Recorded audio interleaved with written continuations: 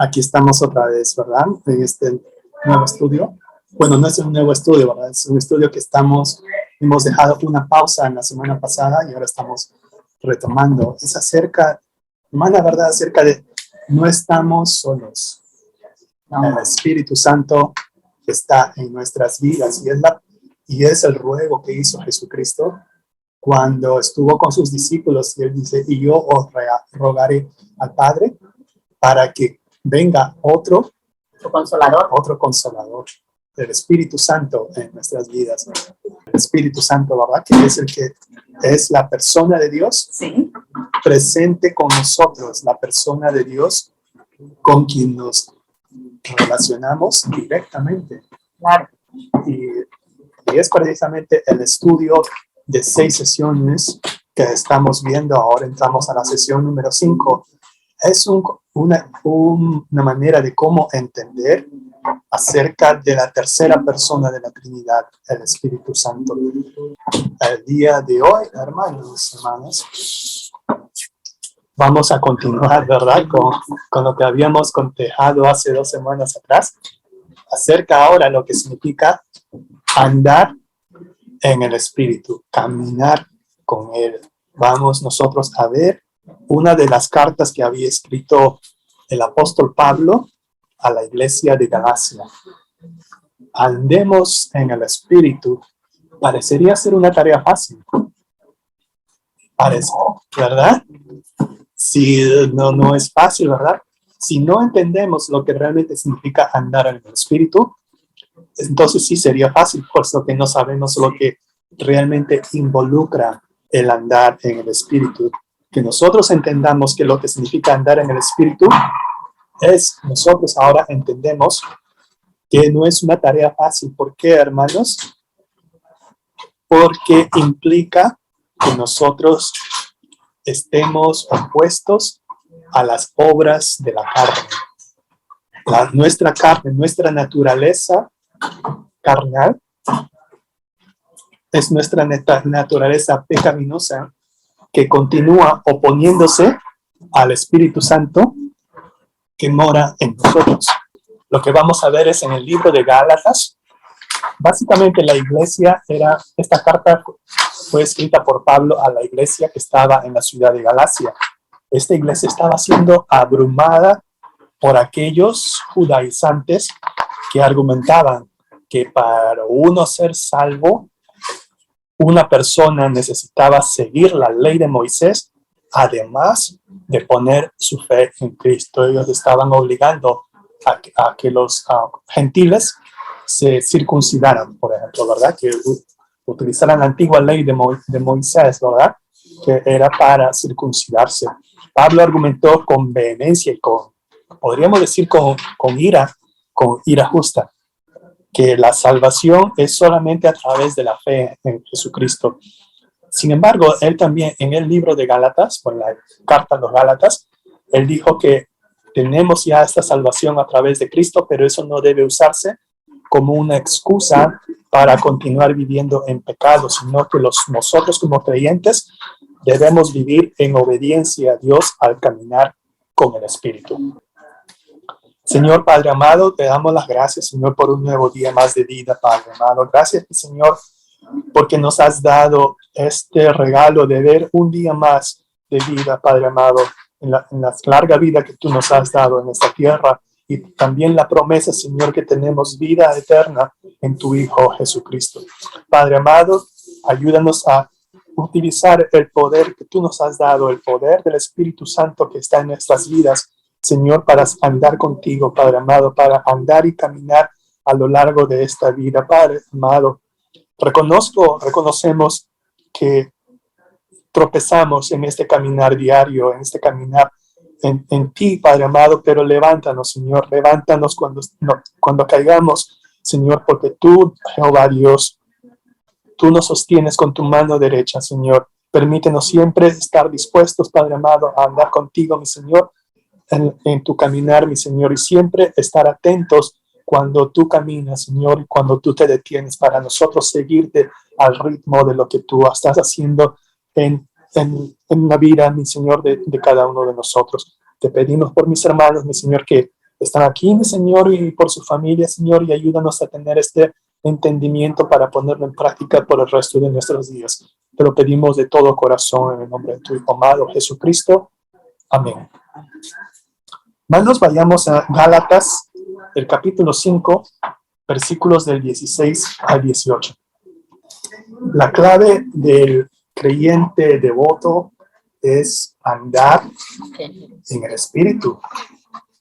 También significa vivir en el Espíritu, caminar en el Espíritu. Este término de andar se usa a menudo como una metáfora en la vida cristiana. Es una descripción de cómo uno debe conducir nuestra vida en relación con Dios. Sugiere también andar en el Espíritu, sugiere una vida vivida en comunión con Dios a través del Espíritu Santo. Así como los discípulos caminaron una vez con Jesús, ahora todos nosotros los creyentes podemos caminar con el Espíritu Santo. Andar en el Espíritu es el equivalente a ser llenos del Espíritu, como lo habíamos aprendido en la sesión anterior. Vivir, caminar, se usa en el sentido de cómo una persona generalmente conduce su vida, su estilo de vida a lo largo de su vida, y sugiere una acción continua, no solamente de temporadas. Andar en el Espíritu es algo continuo. Eso es lo que nosotros llamamos el proceso de santificación. Al andar en el Espíritu, hermanos, los creyentes no vamos a satisfacer los deseos de la carne. Pero notemos aquí que el término carne aquí es en el griego que se utiliza la palabra sarx, que es básicamente carne, ¿verdad? Que es el cuerpo, pero el cuerpo en sí no es pecaminoso. Es las obras de la carne, es el deseo del cuerpo, es lo que es lo pecaminoso. Por supuesto, Pablo no quiso decir el cuerpo, ¿no? Puesto que el cuerpo humano por sí no es pecaminoso, sino es, como se dice, es algo neutral. Puesto que si el Espíritu Santo controla el cuerpo, entonces nosotros andamos en el Espíritu. Pero si la carne o los deseos de la carne dominan el cuerpo, entonces sí estamos andando en las concupiscencias. Es una palabra que muy poco usamos en la vida. En el pecado. Sí, ¿verdad? ¿Cómo se dice? Esos deseos, ¿verdad? Pecaminosa, esa concupiscencia. La lucha interna es en cada uno de nosotros como creyentes. Pablo describió esta lucha interna. Dice en el versículo 17, el deseo de la carne es contra el Espíritu y el del Espíritu es contra la carne. Tengamos en cuenta que el cristiano no puede simplemente desear vencer los deseos de la carne. No, bueno, yo quiero, ¿verdad? No es, o yo tengo la intención. Como alguien dijo, ¿verdad? De buenas intenciones están llenas los panteones. Y no es solamente con buenas intenciones. Dice Pablo que estos deseos se oponen entre sí para que no hagáis lo que quisieras, dice el versículo 17. Es este mismo problema el que Pablo discute en Romanos capítulo 7, específicamente el versículo 19 dice, porque no hago el bien que quiero, sino el mal que no quiero, eso hago.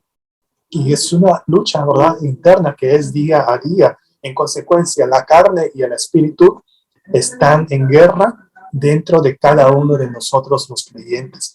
Dice que los deseos de la carne y los deseos del espíritu no simplemente son diferentes, sino que se oponen entre sí.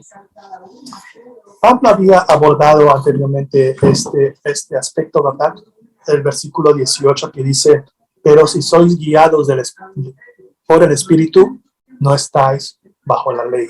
Él había precisamente abordado este tema al inicio de la carta a los Gálatas. Dejen de ver lo que dijo Pablo. Pablo volvió al tema que había abordado anteriormente con respecto a ellos que decían que para ser salvos, además de su fe en Cristo, los creyentes tenían que guardar la ley.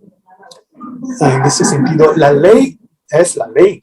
Es una ley perfecta, justa, buena y santa de Dios.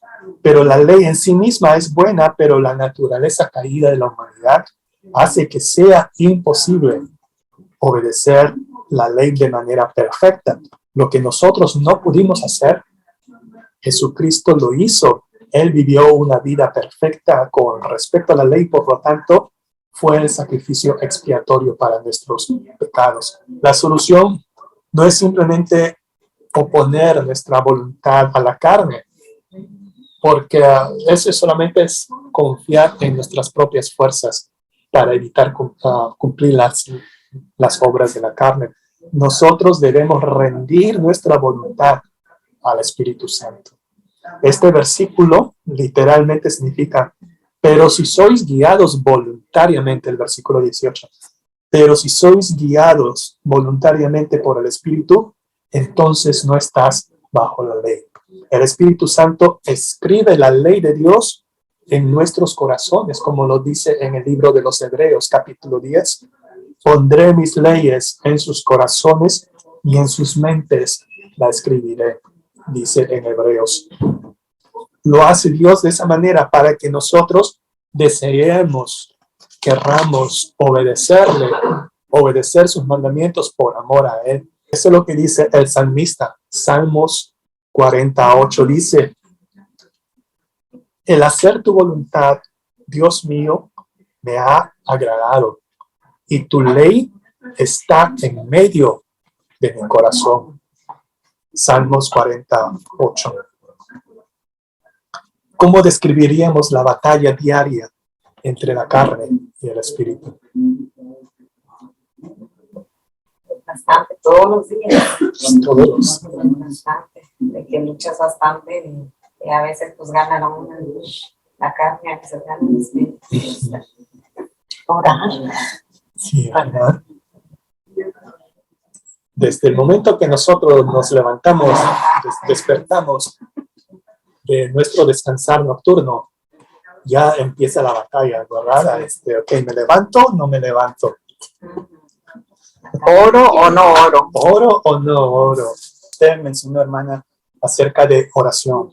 Eso también es una disciplina, hermana, que nos ayuda a vencer, a estar más pegados a la naturaleza espiritual. Precisamente nuestro Señor Jesucristo dio esta enseñanza a sus discípulos cuando Él les pidió que oren con Él en el monte Getsemaní, velad y orad. Y precisamente en Mateo 26, el versículo 41, Él dice, velad y orad para que no entréis en tentación. El espíritu a la verdad está dispuesto, pero la carne es débil. Eso es lo que dice Jesucristo, ¿verdad? Y eso también, hermanos, es algo que, como usted mencionó, hermano, es algo muy importante, ¿verdad? Utilizar las disciplinas espirituales que de la oración. También usted, hermano, mencionó el ayuno. Los ayunos con oración y ruego son los que funcionan. La disciplina de siempre meditar en la palabra de Dios es lo que ayuda a nosotros a estar dispuestos a que el Espíritu, a obedecer, el andar con el Espíritu Santo y no obedecer a los apetitos carnales. Y eso aquí en los siguientes versículos, Pablo va a dar una lista, no una lista completa, pero sí una lista que abarca la mayoría de los aspectos de las cosas que produce los deseos de la carne. Vayamos, hermanos, a Gálatas capítulo 5, versículos del 19 al 21. Aquí vemos que Pablo ahora aquí enumera algunas, no todas, ¿verdad? Algunas de las obras de la carne. Hay otros pasajes bíblicos en los cuales se listan otras características, ¿verdad? De la naturaleza pecaminosa, la naturaleza carnal. Por ejemplo, ¿verdad? Como un ejemplo, en el Evangelio de Marcos, en el capítulo 7, nuestro Señor Jesucristo habla acerca de las cosas que caracterizan la naturaleza carnal, porque de dentro del corazón de los hombres salen, dice, los malos pensamientos. Aquí es otra naturaleza carnal. Los malos pensamientos, los adulterios, las fornicaciones, los homicidios, los hurtos, las avaricias, las maldades, el engaño, la lascivia, la envidia, la maledicencia, la soberbia, la insensatez. Jesucristo iba a listar todas, ¿verdad? Pero Dijo eso. Imagínense, no habría espacio ya para escribir. Todas estas maldades, dice Jesucristo, de dentro salen y contaminan al hombre. Notemos aquí, hermanos, que la lista que puso Pablo en esta carta a los Gálatas no es una lista exhaustiva, pero sí nos da una idea de lo que significan las obras de la carne. ¿Por qué, hermanos, nos da una idea? ¿Por qué se dice que nos da una idea? Porque este versículo abre con algo que a veces no entendemos en el español. Y manifiestas son las obras de la carne. Que las obras de la carne son evidentes. Las obras de la carne son obvias. En primer lugar están las obras de inmoralidad sexual. Y esa inmoralidad sexual incluye adulterio, fornicación, inmundicia, lascivia. Y esa es otra palabra que me llama la atención, puesto que no lo usamos comúnmente en nuestro hablar diario, que es un desenfreno total. Es algo que ya dice que ni tienen vergüenza a decirlo abiertamente. Personas que hasta se sienten orgullosas. Eso es lo que es lascivia. Que no solamente hacerlo a escondidas, sino que hasta tener orgullo de hacerlo. Pero también vemos que hay otros aspectos de las obras de la carne, que es la infidelidad espiritual. La infidelidad espiritual que es en idolatrías, en hechicerías, dice el apóstol Pablo. La idolatría ocurre cuando ponemos cualquier cosa delante o por encima de Dios. La idolatría, la infidelidad espiritual. Otro aspecto, hermanos, es pecados relacionales. Los pecados que existen entre la relación entre unos y nosotros, las enemistades, los pleitos, los celos, los ataques de ira. Esos son ataques realmente muy fuertes. Y los pecados contra la comunidad, que son las contiendas, las disensiones, que estamos divisiones, ¿verdad? Divididos entre un bando y otro bando. Las herejías son formas de dividir a la comunidad. La envidia también es perjudicial para la humanidad, para la comunidad. Pecados de decadencia, también estaba hablando Pablo aquí, las borracheras, las orgías. Pablo concluyó con una lista, perdón, Pablo concluyó con esta lista al decir, y cosas semejantes a estas, para decir, pues esas no son las únicas, ¿verdad? Sino que hay más cosas de las cuales Pablo no ha descrito, pero él dijo, y cosas semejantes a estas, para enfatizar que su lista no era exhaustiva. Cuando Pablo dijo, los que practican tales cosas no heredarán el reino de Dios. ¿Qué significa esto? Que los que practican tales cosas no heredarán el reino de Dios. No hay que no vamos a estar en el cielo, no vamos a estar vas para arriba, vas para abajo. no vamos a andar en el mundo, para donde quiera. Si no es para arriba, es para abajo. ¿Cómo dice, verdad, que uno no va a heredar el reino de Dios? Si no heredamos el reino de Dios, significa que no hemos sido herederos en primer lugar. En otras palabras, las personas que practican estas cosas, dice, en su vida diaria, no han sido salvados en primer lugar. No han sido llamados hijos de Dios en primer lugar, como lo habíamos aprendido en las sesiones anteriores, precisamente en Romanos 8:14, cuando hemos aprendido en aquella vez que dice, porque todos los que son guiados por el Espíritu de Dios, estos son hijos de Dios. Y si somos hijos de Dios, entonces tenemos la herencia del reino de Dios. Pero si no tenemos la herencia, entonces no hemos sido hijos de Dios en primer lugar. A eso es lo que quiere decir Pablo, ¿verdad? En estos últimos versículos.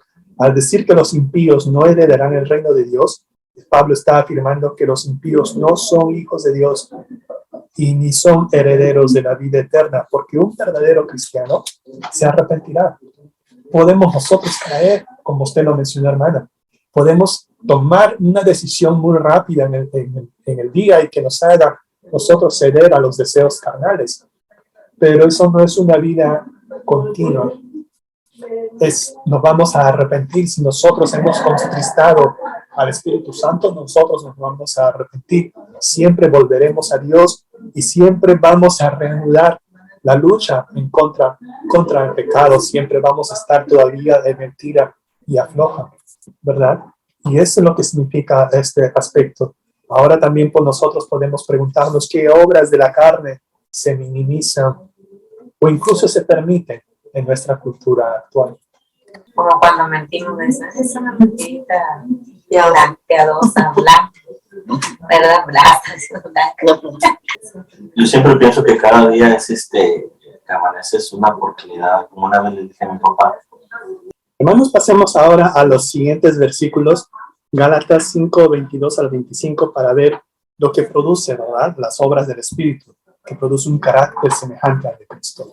Una cosa es vencer la carne y no hacer cosas malas. Son dos cosas distintas. El legalista podría decir, bueno, yo no soy culpable de adulterio, yo no soy culpable de homicidio, yo no soy culpable de cualquier otro tipo de borrachera, no, ¿verdad? Yo soy... Nada de esas cosas hago. Ahora también el contraste entre estas obras y el fruto es muy importante, hermano, porque cuando nosotros pensamos en obras, pensamos en esfuerzo, pensamos en trabajo, pensamos en fatiga. Por eso es que Pablo lo describió como obras de la carne. En cambio, cuando uno piensa en los resultados, el producto del Espíritu, él habla de fruto. Nosotros vemos en la belleza, en la quietud, el desarrollo de la vida. La carne produce obras muertas, dice Hebreos capítulo 9. La carne produce obras muertas, pero el Espíritu produce fruto y produce fruto vivo, y este fruto contiene la semilla para mucho más fruto. De esa manera, el amor engendra más amor. El gozo ayuda a producir más gozo. Jesús nos dice que permanezcamos en Él. Juan capítulo 15. Jesús nos dice que permanezcamos en Él para que produzcamos fruto, más fruto y mucho fruto. Juan capítulo 15, versículo 2, versículo 5. ¿Por qué, hermanos? Porque de esa manera nosotros le damos gloria a Él, a nosotros rendir fruto. Y el Espíritu Santo es el que produce otro tipo de fruto que revela su naturaleza. Esto es lo que vemos en Gálatas 5, 22 al 23. La carne nos seduce a la inmoralidad sexual, pero el Espíritu produce templanza. ¿Qué es templanza? Dominio propio, que nosotros podamos controlarnos. Eso es lo que es templanza. La carne nos tienta a la infidelidad espiritual, pero el Espíritu Santo produce fidelidad. La carne nos atrae a pecados relacionados de celos, contiendas, ira, pero el Espíritu produce amor, paciencia y benignidad. Y esta palabra amor, hermanos, obviamente no es el amor descrito en el mundo, ¿verdad? Es el amor ágape, el amor desinteresado, el amor sacrificado de Dios que para nosotros, que Él dice, ¿verdad? Que ¿quién nos separará del amor de Cristo Jesús? Tribulación o angustia o persecución o hambre, desnudez o peligro o espada. Nada nos separará del amor de Cristo, ¿verdad? Que Él nos da el gozo. No es una felicidad, es una alegría, se caracteriza por regocijo a pesar de las circunstancias de la vida. La paz, ¿verdad? Es el shalom, como escrito en hebreo, pero en el griego está eireni, algo así, ¿verdad? Que es lo que significa no solamente paz, la ausencia de conflicto, sino también algo que está completo, algo que es perfecto y que está terminado. Eso es lo que se refiere como shalom. Pero la paciencia descrita aquí en el fruto del Espíritu es macrothumia, que significa tolerancia. que significa una paciencia, longanimidad, también es otra palabra que hemos leído en la palabra de Dios, longanimidad. Para continuar, ¿verdad? Debemos recordar que este fruto debe ser consumido, está para ser consumido, no para ser admirado, no para ser exhibido. Esto lo veremos Dios mediante la próxima sesión, ¿verdad? Acerca de los dones espirituales.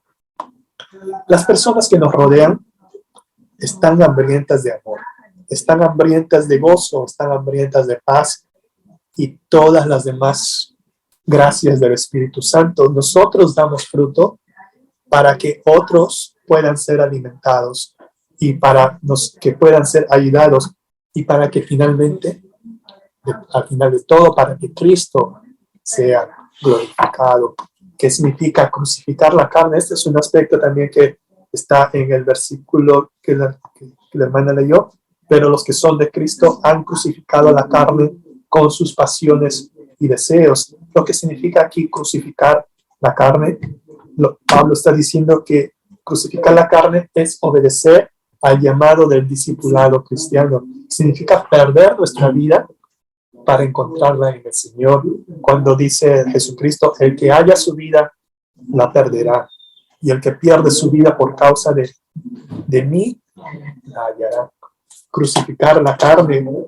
En Lucas 9:23, Jesucristo nos dice, si alguno quiere venir en pos de mí, niéguese a sí mismo, tome su cruz cada día y sígame. A eso se refiere, ¿verdad? Crucificar la carne. A medida que diariamente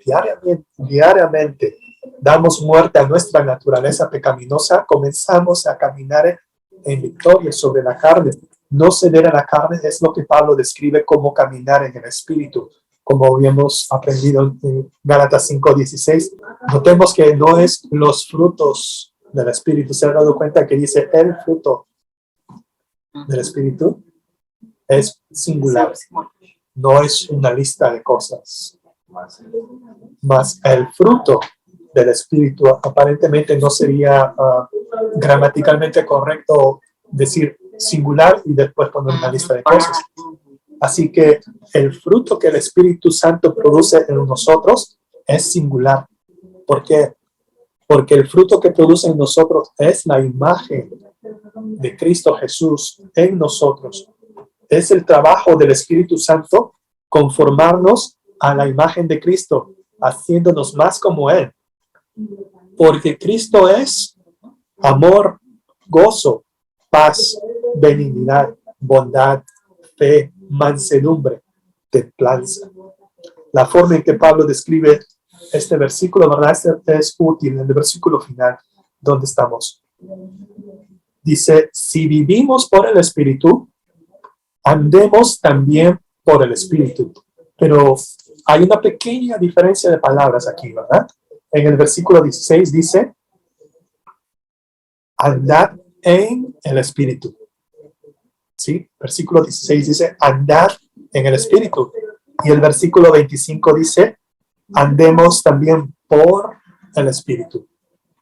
Hay una diferencia aquí, ¿verdad? En el sentido de que lo que significa aquí, lo que está diciendo Pablo al finalizar esta parte, es que Pablo está diciendo que la forma en que Pablo describe este versículo dice mantenerse al paso con el Espíritu, ir al mismo paso con el Espíritu. A eso se refiere andar por el Espíritu.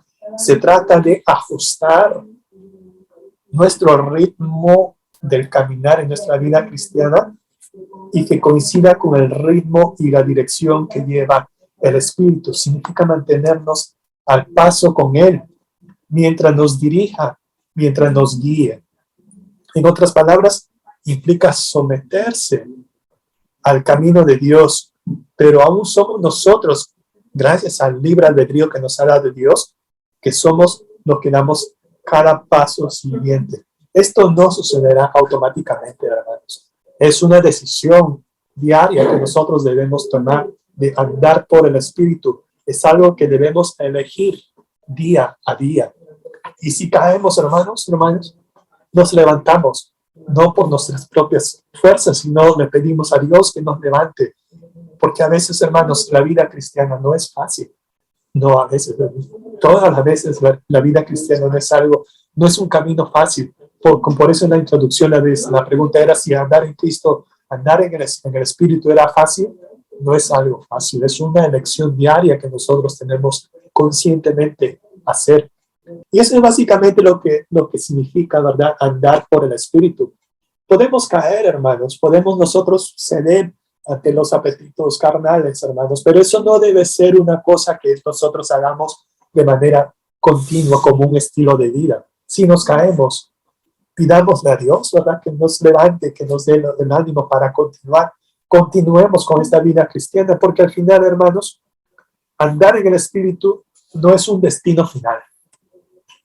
Andar en el Espíritu es una comunión con el Espíritu Santo a lo largo del camino. Caminar con Dios da una imagen de comunión constante con Él. Hermanos, hermanas, muchas gracias. Algunos pedidos de oración, agradecimientos. Padre amado, gracias, Señor, por tu palabra, Padre, porque tú nos has dado, mi Señor, y también, Señor, que si nos has dado, Señor, palabra para redimirnos, Señor, para llamarnos la atención, que así lo sea, mi Señor, porque tú eres bueno, Padre amado, y siempre tu misericordia es para siempre. Te pedimos, Señor, que a través del Espíritu Santo, Señor, que tú no nos has dejado, mi Señor, estás con nosotros, mi Señor, en cada momento, mi Señor, que nosotros demos el paso, Señor, estemos siempre atentos, mi Señor, sintonizados a lo que tú estás haciendo alrededor, Padre amado. En esta temporada de escuela bíblica de vacaciones, Señor, que seas tú, Señor, el que nos guíe, Padre amado, en lo que los maestros vayan a decir, mi Señor, en los que los ayudantes vayan a hacer, Padre amado, y siempre, Señor, dándote gloria y honra, porque tú eres bueno, Señor, y que siempre, Señor, a pesar, mi Señor, de nuestras fallas y fracasos, Señor, tú nos redimes, Señor, y siempre tú nos restauras, mi Señor, a la posición, Señor, que nosotros somos herederos de la vida eterna, mi Señor, a través de tu Hijo Jesucristo, quien murió por nosotros, para el perdón de nuestros pecados. Señor, te damos las gracias, mi Señor, también por nuestro hermano pastor, Señor, y bendícelo, mi Señor, y pon tus palabras, mi Señor, en boca de él, mi Señor, para refresco, mi Señor, para saber más de ti, mi Señor, y ponerlo en práctica el resto de nuestros días. Te lo pedimos, Señor, de todo corazón, en el nombre de tu Hijo Jesucristo, nuestro Señor y Salvador. Amén. Amén.